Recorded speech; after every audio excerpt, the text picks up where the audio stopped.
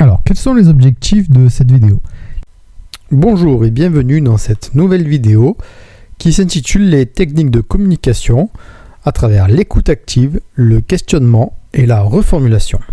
Les objectifs sont les suivants. Identifier les techniques de communication et indiquer les intérêts de chacune des techniques de communication. Nous allons tout d'abord commencer par l'écoute active. Alors, l'écoute active, c'est quoi? C'est une technique de communication dans laquelle on va écouter activement l'interlocuteur. Alors, on va adopter certaines postures et certaines attitudes justement pour écouter de manière active ce que la personne a à nous dire. Donc, c'est pas juste on entend ou juste on écoute la personne, mais on va adopter des postures pour écouter activement. Alors, voici comment pratiquer l'écoute active. Alors, tout d'abord, il ne faut pas interrompre l'interlocuteur. Il faut le laisser s'exprimer, sans rien dire. Ensuite, il faut faire un travail à l'intérieur de soi-même. Il faut exclure ses propres idées et ses propres préjugés. Quand l'interlocuteur va parler, c'est lui, il faut écouter ses idées et il faut surtout ne pas avoir d'idées à sa place. Et il ne faut pas avoir de préjugés. Un client qui rentre, vous ne pouvez pas savoir ce qu'il veut juste parce que vous avez des préjugés. Donc, il faut exclure tout ça à l'intérieur de soi-même. Ensuite, il faut savoir pratiquer des silences. On revient toujours sur le même schéma de ne pas interrompre l'interlocuteur. Il faut vraiment le laisser parler et le laisser s'exprimer avec ses propres mots.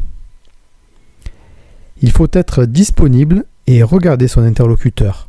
Alors, ceci dans le but de montrer que l'on a de l'intérêt pour ce que dit l'interlocuteur.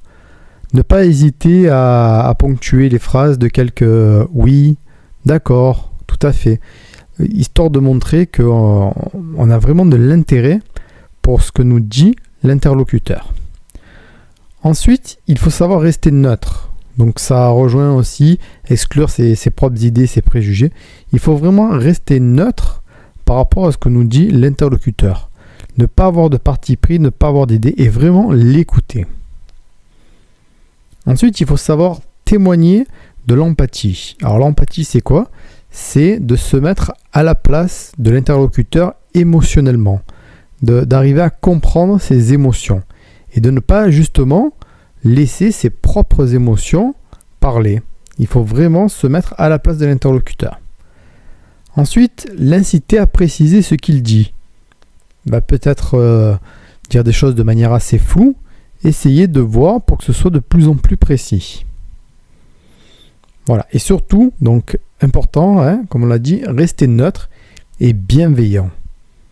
Donc, quel est l'intérêt de l'écoute active? C'est vraiment de comprendre ce que veut l'interlocuteur.